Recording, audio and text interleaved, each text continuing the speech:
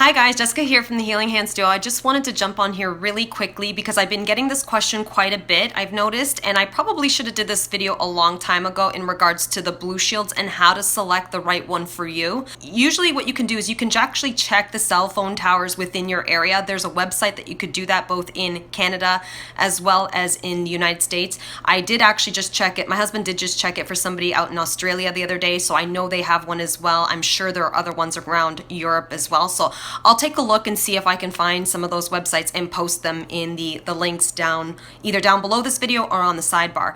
But just to kind of let you guys know, this is what you're looking for. So if you have less than 8 cell towers within 2 miles, you can get away with having a plug-in in your house if your house is about 1,500 square feet or less. Then if you have more than 8 cell towers near you, in a 1 kilometer, or that is 1,000 meters within your home, then you'll want to start looking at things like the cubes.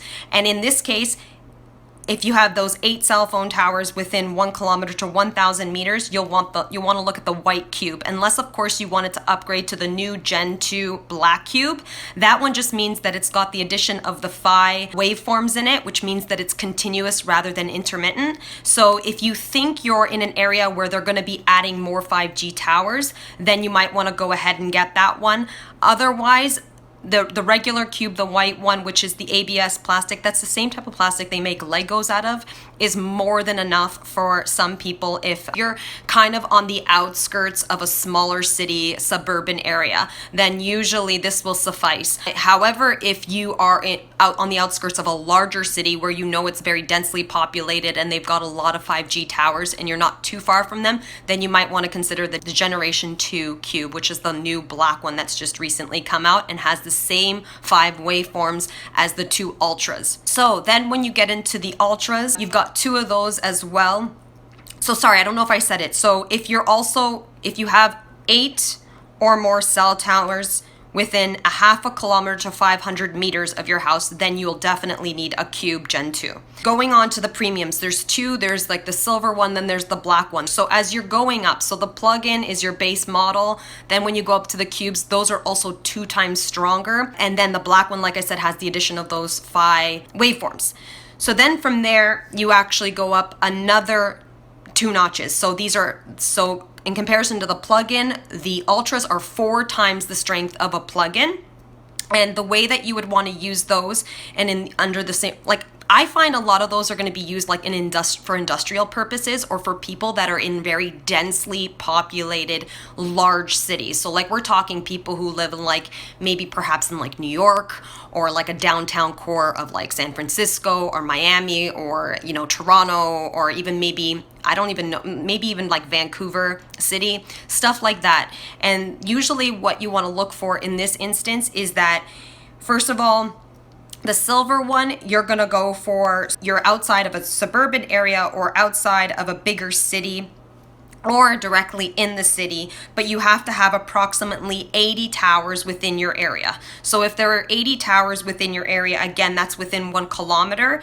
So this is if they're running frequencies within the 40 gigahertz to 300 gigahertz frequencies in your area. So if there are 80 towers broadcasting these frequencies in your area, then you definitely want to start looking at maybe the ultras. Again, guys, there is a detox reaction that can happen when you start to change the resonance in your area and in your environment, because your body is always, when you're under a constant state of stress from EMF, your body is going to be in a constant state of like fight or flight. So when you start to reduce these frequencies in your area and create a more harmonizing environment, what ends up happening is the body comes back into coherence. You might actually feel some detoxification reactions. Sometimes people will get a little bit of a headache, or some people will be a little bit more wired or feel nauseous or have some aches and pains. These are all very, very common when you're changing energy within your environment, when you're changing your diet, or when you're doing anything holistically, really. We call this like a Herxheimer reaction. If there's die-off happening in your body, which is probable that this could happen as well, because it is said that being in high EMF zones or blue light tends to make certain types of yeast grow erratically in your body. So when you start to get out of that, you may have some die-off that way.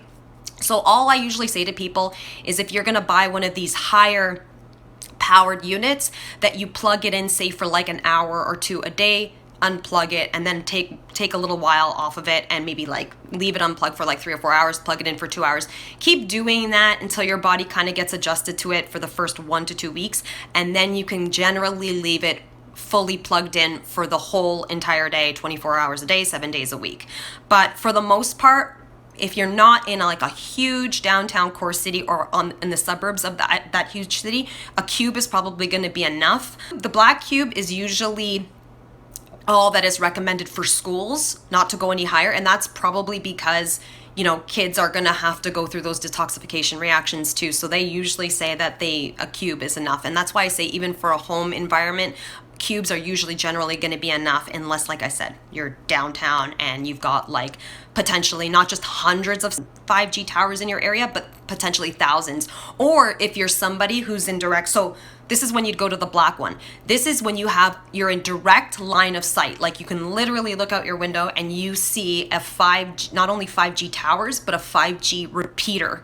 Again, these are really terrible because they're going to be repeating those frequencies to all the other towers in your area. So if you have one of these in your area, then you may want to consider the highest 5G unit, and that is the 5G, the premium 5G Ultra. Okay, so I hope that kind of clears it up when it comes to the home units.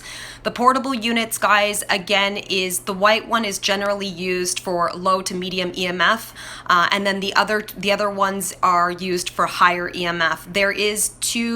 There's the white one and a black one, and they're the same size. They're generally the same thing. The only thing that's different is that one's made out of ABS plastic and the other one is made out of alloy metal, and it's carbon, like in a carbon black color. So there's those two, which are the smaller versions. Then you've got the larger version, and that one is actually stronger. So that is kind of the general difference between the portables. And then we also have one that is specifically made to plug into your car if you're a person who spends a lot of time in your car. And the reason why is that broadcasts the frequencies into all of the electronics within your car to actually harmonize the vehicle. So that's the thing about cars, guys. The battery itself gives off a ton of EMF. So if you're constantly in a car, and if anybody's driving an electric car out there, I feel very badly for you guys, because these are probably the worst possible invention to ever come to humanity.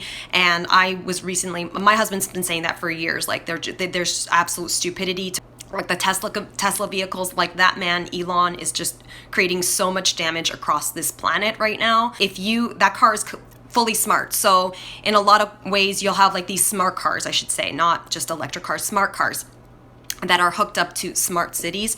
What ends up happening is, I believe there was a German study that just recently came out, and I think they said once you're in a car like that and everything is fully loaded with Wi-Fi and Bluetooth going, they said that your brain starts to literally heat up and goes completely red within about half an hour. So that's how bad these things are going to be.